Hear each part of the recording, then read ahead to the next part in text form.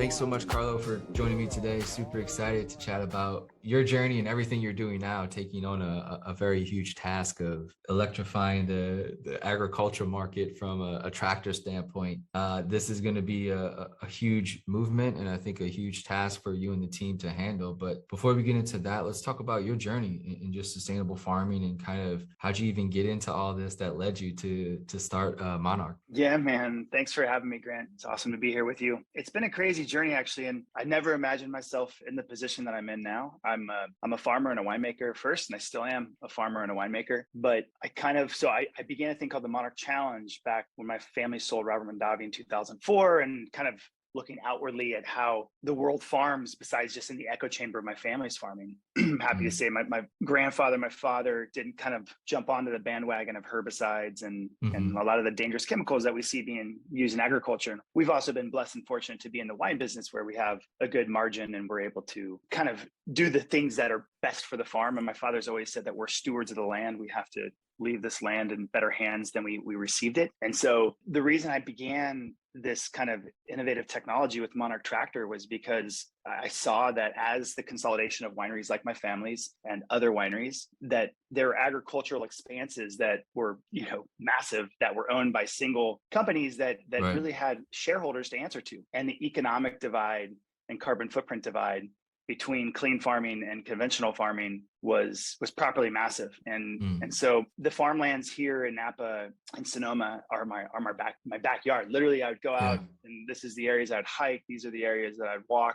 And when you start seeing chemicals being used in fields that you've seen just be incredibly beautiful, it's kind of heartbreaking. So Monarch Challenge was a conversation, right? To go out and talk to farmers and say, hey, did you know that herbicides are linked to these health challenges on the human health impact side? This particularly was going after glyphosate and Roundup, but I just kind of generalized and said, it's not just that, it's all herbicides. And because it does things that we don't know to the soil microbiome and farm biology. And then there's things that we do know that are not good. And so just to have this like conversation with farmers with the Monarch Challenge. And, this is before the Monsanto lawsuits and all that. And farmers would, with a tear in their eye say, I didn't know that. And farming is very difficult, even in vineyards with the margins we have. And they would say, I've got to put my kids through college. I've got to put food on the table for my family. Since 2015, climate change has really, really affected us here immensely, where people are having, 100% crop losses and some pretty scary situations with wildfires and severe weather. And that's not just here isolated to California. That's the world of wine. Sure. And so the Monarch Challenge was going to fail, which was that challenge just to migrate away from dangerous chemicals. And I realized that if you can drive, a Tesla down a freeway at 70 and 80 miles per hour, have it change lanes autonomously, then why couldn't you drive a tractor at 2 and 3 miles per hour down a vineyard row? Not to mention that you're on private land. You're on private land. So right. A lot less hurdles to overcome. Yeah, you can just say, hey, don't come in this area. The safety barriers are infinite. And then the most dangerous place on a farm is in a tractor seat. So you actually elevate that position that's in the very dangerous place. Get rid of the hazmat suits. You allow for them to become fleet managers. So you're really playing a role of creating a healthier, safer farm and a healthier and safer community and food ecosystem. So it's a much bigger challenge and solution than I initially kind of thought it would be. I guess looking at the overall challenge, right, and going from a pesticide and sort of chemical-laden economy, essentially, farmer, that's kind of what it's, the foundation of that now is sort of that, because it's scaled up so largely. Like when you spoke with farmers, I guess what were some of the, not questions you were asking them, I guess it was more informational, but I think, the challenge that they would have and any person would have is that, can sustainable farming and, quote unquote, sort of looking at being a steward of the land, can that be profitable, right? Because they've been sold, let's say the last, 30, 40 years sort of sold that, hey, this is going to yield so much. You'll always, these pesticides do this, and this. It's been economically sold to them. In those conversations were you making the pitch or is it even possible to be economically viable, in this transition to sort of sustainable farming? I think that it is, even as it is now today. But I think that Monarch is going to change that. Monarch because of its autonomy and it's being all electric, and the economic, just huge gains you get will allow for farms to basically set a standard of organic as base, and then organic will become the new conventional. Right. Organic's not perfect either, though. And I've kind of, when you look at the two worlds of farming, there's really the two, and they're very emotionally charged. You say conventional and people are like, shame on you guys for using these chemicals. And you say organic and farmers are like, those guys are terrible. So it's kind of like, it gets to be a little bit political in a weird way. Yeah. And so when I started the Monarch Challenge, the conversation was really to go in and just have an open conversation, just to be very informative, not drop the O word or the conventional word, just to be very like, hey guys, like, we love Mother Earth. We want to protect Mother Earth. No farmer wakes up and wants to harm Mother Earth, right? Sure. Like, how can we work on this together and make it economically viable? So I knew that the movement, the Monarch Challenge, could happen in Napa and Sonoma because we have the financial wherewithal to do it. Although when you look at just going without herbicides, I've kind of like calculated it to be about 3 cents a bottle of one per bottle of wine. It's about 3 cents more to go without herbicides, which sounds like nominal. But when you multiply that by 45 to 50,000 acres of land in Napa, Sonoma,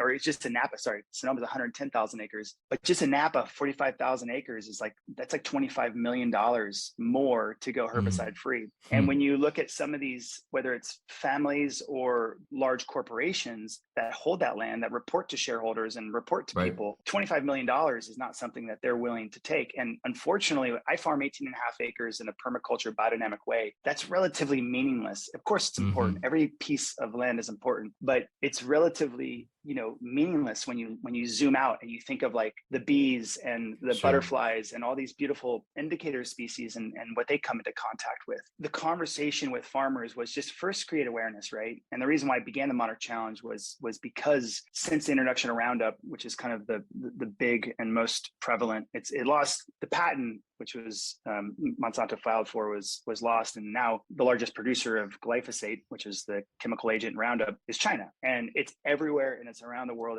It's crazy. But I began this conversation because I grew up here in this Napa Valley, and Sonoma is kind of like a national park. It's so beautiful. And, I'm fine. People can do what they want. I really respect people's individuality. And farming is very much an artistic expression of, man and land and how we kind of work with it. That being said, when how we're treating the land affects, indicator species, like in this case, the monarch butterflies or the bees, or even in like Yellowstone with the wolves or with polar bears, it indicates the overall health of the ecosystem. And when you start to see a collapse of an indicator species like monarchs, it's kind of a call to action. And that's why I began the Monarch Challenge. Was since the introduction of Roundup in 74, the monarch population of butterflies has declined by 99%, and they're on the brink of extinction.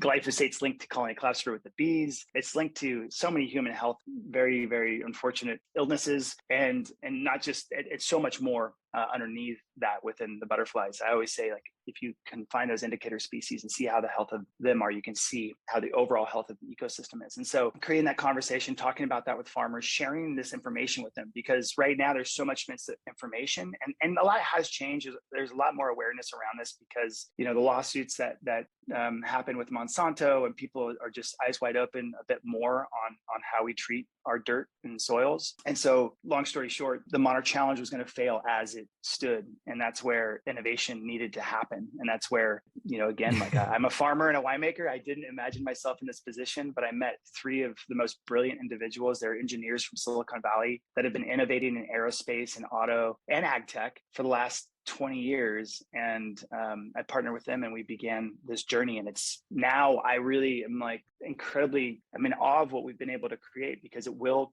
bridge the economic divide and the carbon footprint divide, and allow for us as farmers to not just farm what we're growing as crops, but also farm energy to power our farms so we can get to renewable. We can bridge the grid if we want to. Right. And beyond that, get rid of these chemicals. We can, there's on the table is the ability for us to literally go chemical free. So there's three main chemicals that get sprayed on farms. There's herbicides, which are basically chemically mowing, which is 100% unnecessary. And it's just an economic bridge, which is just a lot easier. You just go through a field, you spray a chemical, it kills the grasses, versus going slower, mowing, having to implement, engaging. It's more difficult. So we can get rid of 100% of herbicides. On the fungicide side, there's this really amazing new technology coming out that's UV light. And so it's not off the table to be able to get rid of not just systemic synthetic fungicides, but also get rid of organic contact fungicides. And then beyond that, go to 100% chemical free fungicide program, which is kind of long ball. That's long ball. And then the amazing thing with the data capture that Monarch has, we're working with different entomology departments, and I've been working with Emily at UC Davis, Emily Kwan, who has been dissecting what insects eat, right? So she's looking to see what insects eat. So you can basically see that, okay, you know that leaf hoppers, there's these subspecies of spiders that eat those, or blue-green sharpshooters, that bluebirds. So it's that whole permaculture process of like, you're introducing biodiversity to deal with pesticide challenges. And so you can get rid of pesticides. And that's like, so now you've just eliminated all three chemicals, right? No more fungicides because you use light for that. For pesticides, you use biodiversity, and you stress like the biodiversity that gets out, basically feasts on the bad. And then on the herbicide, you're autonomous, right? So all those extra passes, the economic divide's not there. So the autonomous part gives the ability to not use the pesticides because of the manual part of it that has been taken over by sort of the easy spray, and sort of that ease of use now can, through the autonomous part of the electric tractor, then that sort of manual labor part is sort of taken out. So then the land can be sort of taken care of as a steward better. Yeah. Correct. Yeah. And so like there's been, with the Monarch Challenge, there's been two big conversations I've had. First was the economic divide, to say, well, I would love to go and not use herbicides and not use neonicotinoids or not use any of these chemicals, right? But that means I have to drive my tractor more, and driving my tractor more means that I'm having to pay more, right? Because labor is very, very, very difficult right now in agriculture. A quick number there is that in 1900, 50% of the United States was in farming, as in agriculture. And today, as it stands, it's 1.8%. So there's been an exodus from agriculture. And there's been kind of a villainization of farmers, because they're put in but they're also the most important people on the planet, right? Farmers are the most important. Of course, absolutely. And no farmer wants to harm Mother Earth. So when you farm organically, you're driving your tractor more. And so your costs are greater. Your diesel costs are greater. Your labor costs are greater. And a lot of farms have very thin margins, and have banks to answer to, or shareholders to answer to. And so unfortunately, organic at scale just was not going to be able to be attained. And then on the flip side, but you're better for organics, better for the soil microbiome and the farm biology. And on the flip side, conventional farming, you're driving your tractor less, because you're using, instead of organic contact sprays for fungicide, for example, an organic contact spray like copper or sulfur sticks to the outside of the plant and the fruit or the vegetable, and it protects it. And then it washes away. The inverse of that, the conventional version of these contact sprays, are systemics, and they're synthetic, and they attach themselves and kind of penetrate a layer deeper into the plant and kind of have a better, deeper protection shell. And they typically can be double, if not a bit more, than organic contact sprays. And so when I would talk to conventional farmers, they would say, well, you think that you're doing what's best for the planet, but you're driving your tractor more and you're burning more diesel. And turning on one tractor, a compact tractor, it's like turning on 14 cars there, and it's particulate, NOx, and CO2. So it's very, very bad from a CO2 emissions standpoint. And so I realized that this was going to fail, that we were in a situation, this is before Monarch Tractor, but the Monarch Challenge is going to fail. You kind of really had to take a really big step back, because kind of what you thought initially maybe was not the roadmap that you were going to take, because it looks like maybe all of a sudden you're like, oh, maybe the answer I thought was going to be it might not be it. So you kind of have to reallocate your thought process. And is that when your partners sort of came in and said, hey, you should look at like the tractors? Like, how did that even come into the realm of the conversation of starting the EV tractor company? Like, was that you going to them or them coming to you? So it was kind of, we were on our own journey separate, but then I got the introduction of a lifetime to Mark, who's the president of Monarch. And he had come from the early days at Tesla. And then he had worked after Tesla, he went on to work with a number of different battery technology companies and autonomous vehicle companies. And he hired Praveen and Zachary at a company called Motivo. It's like a black ops engineering lab that literally solves very challenging problems for everything from the US military to Boeing and other aerospace endeavors on road. And then recently they had been working in ag tech, and they were building, these crazy hundreds to $1 million+ single use case implements, like romaine lettuce weeders or potato transplanters. And these farmers were coming to them with these huge problems. And they were like, we need to solve these insanely difficult challenges. And so they would design these incredible, beautiful pieces of equipment in the form of an implement, and they'd bring it out to the field and they'd connect it to an old tractor, or a current tractor. The tractors haven't been updated in like literally right. It feels like they look, yeah, you're right. Oh, it's crazy. And they would connect it to that, and they'd be like, we need GPS. We need to put on a GPS system. We need connectivity, so cellular. We need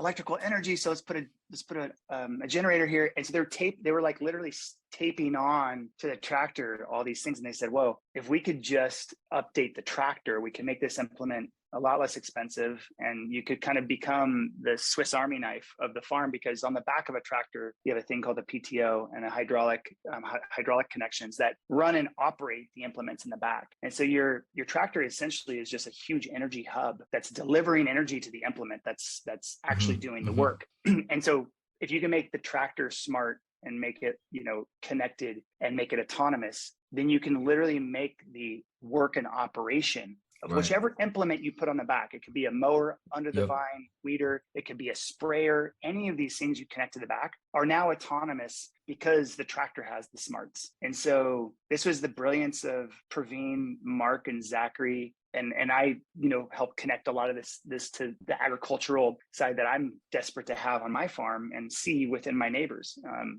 And so, yeah, it's been, we all kind of came to the conclusion simultaneously. And also Praveen and I came to it out of desperation because I was just heartbroken to see what was happening. I drive up and down, Napa Valley and Sonoma and the state of California, and I still see more and more herbicides being sprayed. Because the economics has not switched. We are launching Monarch coming up this fall after harvest, so the fourth quarter of this year. And we have a significant amount of orders globally, but we're focusing on California, Oregon, and Washington first. And I can't wait for that day, because I know the pain that all these farmers are in. I'm in the same pain point, just being a part of this community. And so, yeah, it's an exciting time. I'm grateful for the introduction.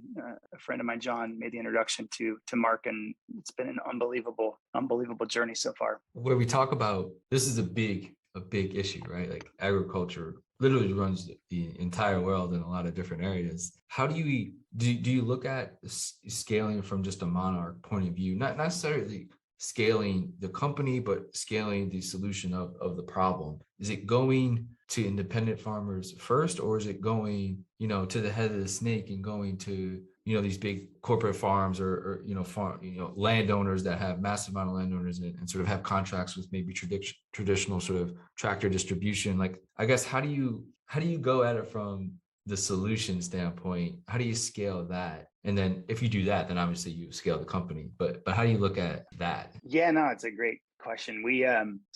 We basically, because we launched the company in the pandemic, we were planning on doing a touring. Classic. Yeah, exactly. So we had our video that we made kind of went quasi farm viral, or went farm viral. So it was seen all around the world, and we're taking $500 deposits, which kind of allots people's place in the production line with the production. Certainly from a company standpoint, we're having conversations with, the leaders of industry. So, because we're talking about not just 1 year, we're talking about fleet conversions of tractors. Right. So, once farms realize, and the other thing is that we've been, as a farming community, we have been hurt and hit with climate change greater than any other community in the world. And that goes from grain to vineyards. And so when we talk about it, and we don't get too much into the weeds, but normally it's people that are saying we have to get off of our dependency of fossil fuels. And so when farms realize that they have the ability to have energy independence, right? That they have all this land, the sun is hitting that land, you're connected to this great fusion reactor in the sky, that you can actually harness that energy to power your farm in a much more direct way. Because fossil fuel is just ancient solar energy, right? It's just ancient solar energy that we're digging up and burning, versus going directly to the source and saying, we're going to capture this and deploy it immediately. And the cleanliness that comes with that and the economic benefits that come with that.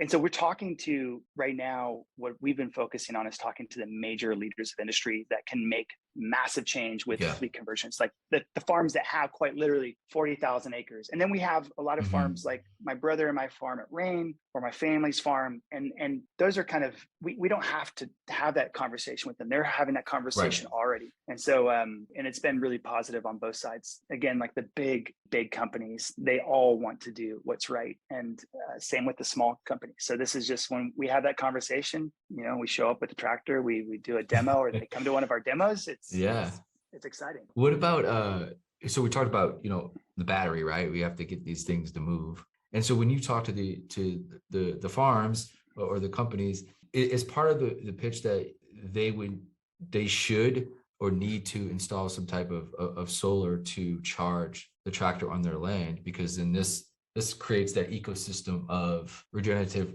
energy, regenerative farming, regenerating the whole land, right? Is if you sort of power, like you said, the ecosystem can be powered by the sun. Do most of these people already have solar installed, or do you recommend they do that as the Monarch tractors come into the economy? Yeah, and a lot of wineries in Napa and Sonoma have solar, and then some farms are, quite literally, this becomes the energy solution for. We have a farmer who has a 500-acre ranch as a part of like a larger ranch ecosystem, but a 500-acre ranch where it's kind of in the middle of nowhere. And I think that this is kind of true for a lot of farms. To plumb electricity out there for grid electricity, it's like $250,000. And so what they want to do right now, what they're doing is they're basically, trucking diesel out there to put into a diesel tank, then put into a tractor and put into a generator. And it just is like, it's the dirtiest of the dirty. And so it's also not efficient.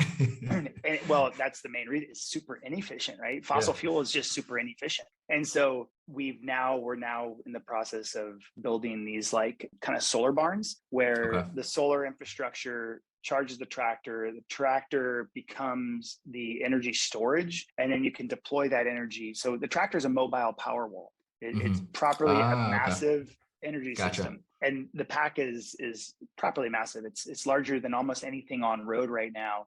These trucks will probably put that into competition, but you have this massive energy delivery system. And we have power outages where I am. PG&E will preventatively shut off the grid to when it gets very dry, hot, and windy, to prevent electrical fire from a downed power line. And the same is true when there are wildfires. And we're in the middle of harvest oftentimes, because it often comes kind of late summer, early fall, or late fall these days. Fire season's just gotten to be unfortunately way too long. But this will allow for us to power farms and keep the lights on in those instances without having to use the diesel generators, which I did have to fire on a diesel generator during the 2017 fire. And it's you're just choking on smoke, and then you fire this huge generator on. It's just smoke on smoke. Like, this just is not this isn't supposed to be, right? And you're kind of like, how is that even operating with that much smoke? So there's a cleaner, brighter future ahead, and it's really exciting. And then the battery side of things, Mark, who's one of my co-founders, his last job at Tesla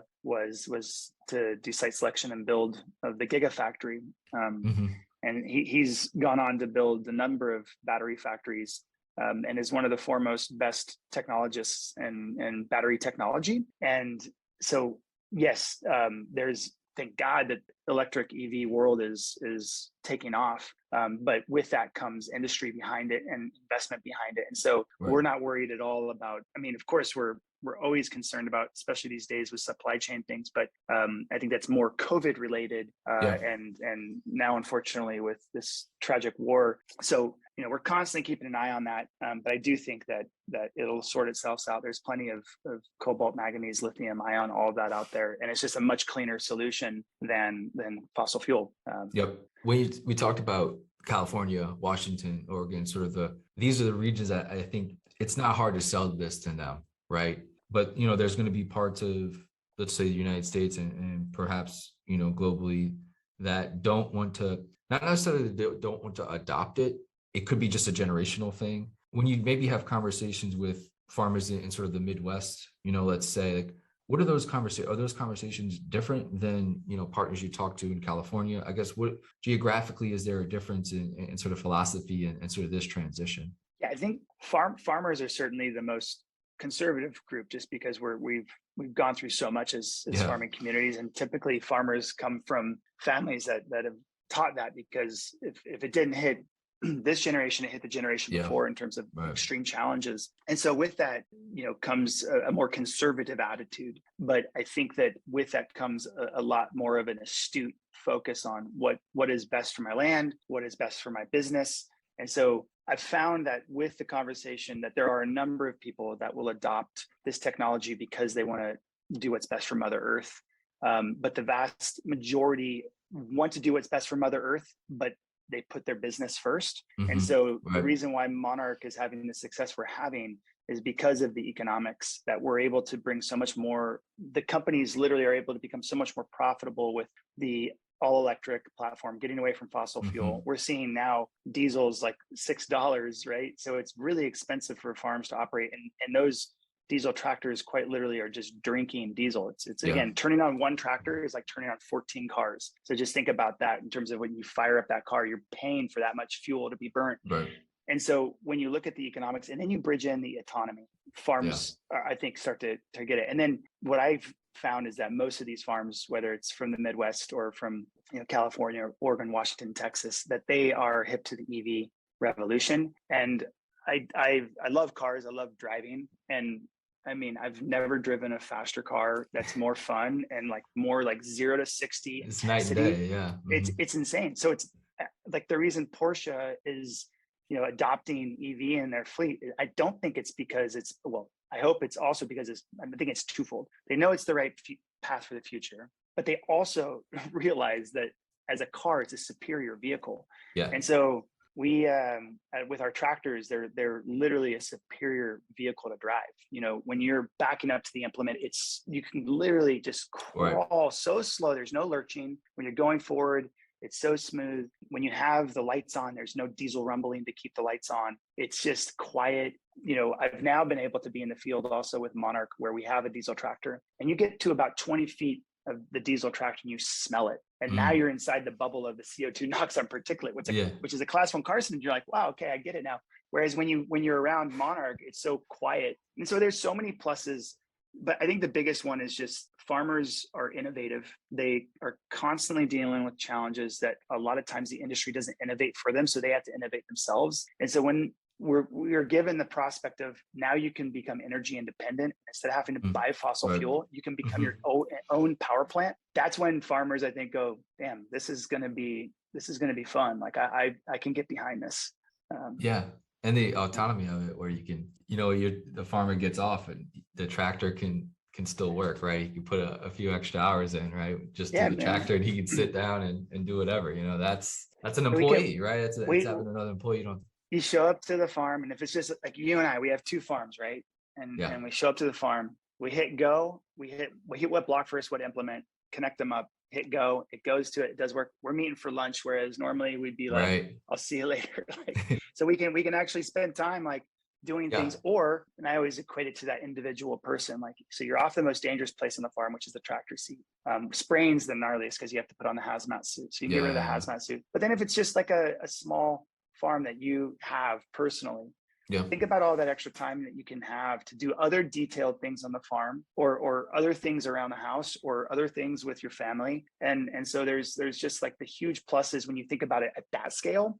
But then when you multiply that out, when you just go huge, a lot of the challenges are being able to get the teams behind. Like I had to call off 2 picks last year because we couldn't get a crew for harvest. And that's just challenges that come with people when they go out and they're farmers and kind of as a labor pool, they want their kids to get a higher education and do something else because they know how hard it is. And so there is this exodus, and it's been very difficult for the agricultural community to find the teams. And COVID has only exacerbated that. It's been crazy. People are like, well, I'm first off, want to drive all the way over from Macedonia to Italy or to France. And then on top of that, there's COVID, I'm just going to stay home. So it's dangerous. So it's been a very tough time for farmers. Last couple questions here. One would be around sort of data and then affordability. So the data aspect of all this, because I'm sure as the tractor is moving and going, right, there is this influx of data that it gets, and then that can be assessed, right? Just like, you 2 farmers are having lunch together as your tractor's going, you can assess the data from yesterday's sort of day or the week, whatever it may be. I guess what has been fascinating about the data collection and what can be reaped from that, both from an economic positivity, an environmental positivity? I guess, what is the data saying right now, and what are some cool things you're seeing? Yeah, that's a great question. So Monarch Tractor is a vision stack. So similar to the Teslas of the world, Yep. we don't use LiDAR. We're completely camera based. And with that, like you said, when you're doing a pass, whether it's mowing or under the vine weeding or tilling or spraying or whatever it is, your vision is your AI. It's making the adjustments as it goes down that row. And it's absorbing not just where you are and what it's seeing, it's also absorbing all the plant life around it, kind of where the state of that is. And then that can be mined for almost like infinite data, which we have an open app system at Monarch. So companies are already partnering with us to develop apps to be able to take that data and do yield estimation, plant health diagnosis. So imagine you're driving down the vineyard row, you see some short shoots. The short shoots are unusually short compared to the other tall shoots. They can see that. It can send you a picture of that vine, where that vine is, geotag it, and say, this could be Esca, Eutypa, or these disease. And everything in farming is reactionary. So the faster you can react, I mean, the better and more productive your farm can be. There was a McKinsey and company study said by 2050, farms will be 70% more productive than they are today because of data. Wow. And so this is a huge piece of it. It gets to the whole level of being able to see insects the size of a pinhead on a plant and being able to understand what that is. And you can identify that insect, know if it's a good or bad insect, know if it is a bad insect, where it is, what insects like to eat that. Like if you have aphids, you can deploy all sorts of different beneficials that will come in. And so you're deploying biodiversity to deal with things before they get too out of hand. So data is properly massive for the company. And then on the affordability side of the tractor, Mark kind of was struck with this like challenge, and he said, look, if I can build a Tesla for $50,000, I can sure as hell build a tractor. I don't have the leather interior, the fancy steering wheels, all the digital stuff I have. So the tractor is for the 2-wheel drive is $58,000, and for the 4-wheel drive is $68,000, which for my family, it's replacing a fleet of $90,000 tractors. But it's a big range. Like you get the, for the very like entry level area of this tractor would be maybe over maybe $35,000 now. And so there's a big variance. But most of the farms we're working with are not, your hobby farms, of course, there'll be some of that as well. So the really professional farms that are they're investing big dollars in the tractors, and we wanted to come in below that. And then the really cool thing, Grant, is that from a dollar to dollar perspective, it just makes total sense. But the subsidies that are being generated for this are that was my next question, because when Teslas came out, I mean, they not heavily subsidized, but I mean, they were decently subsidized where it made it definitely less like jaw-dropping cost, right? So that was my next question was, is that something that can be taken in this sector as well? Yeah, no, it's and it's super helpful. They're already before, Monarch and the electric, tractor revolution, which we're on the precipice of. Before this, there was subsidies called the Carlo Farmer Program in the state of California, which is basically working with air districts around the state to get away from older diesel tractors because they have zero filters, are super, super dirty, and get them into these diesel tractors that have multiple filters throughout them, which actually becomes quite difficult for the farmer because now you're having to break down the tractor and clean all these filters all the time. So it's not easy, but it's better for our air quality. And so with that, we have a whole government department at Monarch that has been working with both the state and federal level agencies to help us find subsidies that will benefit. So we now have, with the Carlo Farmer Program, up to 80% subsidy on the tractor, which is just massive. That's a subsidy where you have to take your old tractor basically and drill through the engine well, kill that tractor, get rid of the diesel tractor, and then migrate to our tractor, which is now rated the cleanest tractor in the planet in terms of just being all electric and all that. So we have that big, huge step forward. And then we're working right now, we're definitely pushing on just direct. So you get a direct subsidy just for buying the tractor. So all of those things are happening. We're really looking for federal support as well, because when you look at our taxpayer dollar on a dollar by dollar basis, basically paying to subsidize one tractor is like your dollar, you get 14 vehicle removals per tractor versus just 1-to-1 ratio. So there's the impact on Mother Earth in terms of our carbon footprint is so much greater by getting tractors off or by migrating fossil fuel tractors to clean energy tractors, electric tractors. And the ancillary effect of having healthier food in the food system, right? For if we're talking food and even wine, right? I mean, it all gets ingested into our bodies, right? So I mean, there's sort of end down the supply chain impact results as well. And if this does allow for farmers to migrate away from those chemicals on farms, which I hope it will, because it's not like the market's going to disappear. You can still follow the chemical universe. But if we are able to be successful with this, and we really believe that on the table is a completely chemical free farm, you'll be migrating dirt, which is by definition basically dead dirt, to soil, which is alive. And when you have life in your soil and you have a healthy soil microbiome, your ability to retain carbon is so much greater, and that's just equals to greater nutrients in whatever fruit or vegetable you're growing.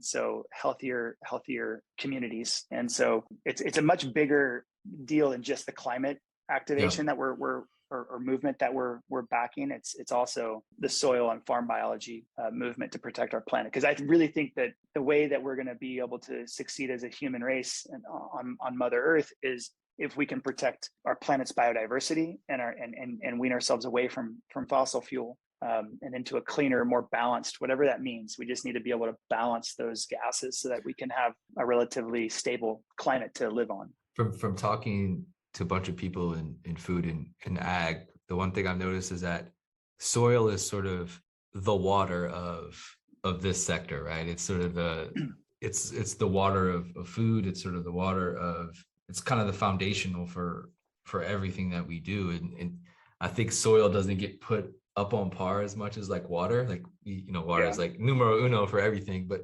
soil is like 1B to that for a lot of different reasons. We can have a whole episode about soil itself. But, and soil is what creates water. So when you think healthy water, right? So it rains on the fields, filters through the rocks and the dirt, and then it gets swept into the rivers and water pools or wells, and we drink that. And so when you're in a community where the farming is very bad, you see higher rates of cancer, you see that the water is compromised. And you see it in rainfall, even 100 miles away from where some of these chemicals are being sprayed. And so soil, there's a direct correlation to a healthy soil microbiome and a healthy gut microbiome.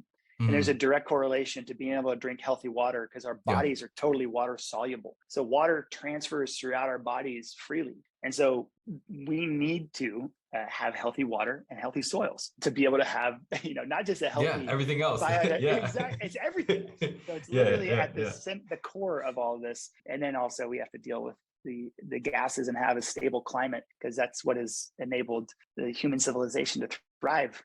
Is this beautiful last 10,000 years of relative stability climate-wise. Last question here is a little bit about the future, and I think we mentioned that we're about to see Monarch tractors in sort of real life.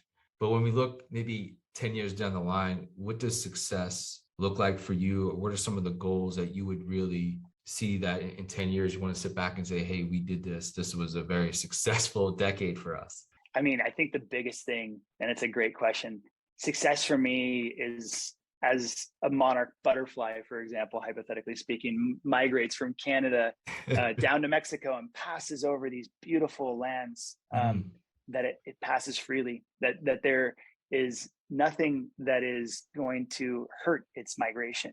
None of these neonicotinoids or herbicides.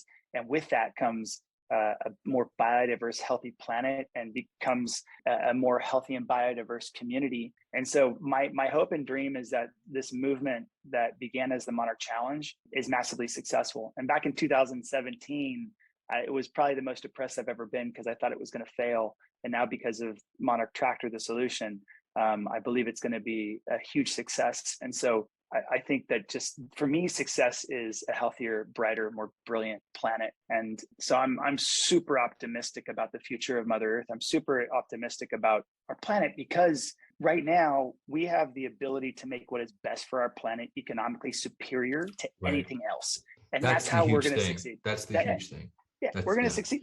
Like, if wind is 50% less expensive than coal, why would you fire up a coal power plant when you know it's not good for the planet? If solar is less expensive than fossil fuel and coal, energy. Why would you? So if you could farm without these chemicals, it's crazy. Some of these, you can literally save money because you're not buying chemicals. So Yeah. and that's all coming. And we're starting with just basically getting rid of fossil fuel and being able to get 100% elimination of herbicides, and then deal with all the other ones as these apps and technologies develop around this vision sensor. So it's a very exciting time right now in agriculture. And I have a very, very optimistic outlook on our future for not just farming, but for Mother Earth and on a global scale. Awesome conversation, my man. So glad you could take the time to do it. Really appreciate, your mindset and, your willingness to spend, probably the next decades of your life on this thing, man. That's I always love talking to people when they're on this long journey of making something that's going to be really impactful for everybody's lives globally. Really, it's just going to take some time and a team's effort to dedicate a lot of time and effort. So best of luck to you and the team for the next decades to come. Thanks, Grant. Really appreciate your time and shining a light on our movement.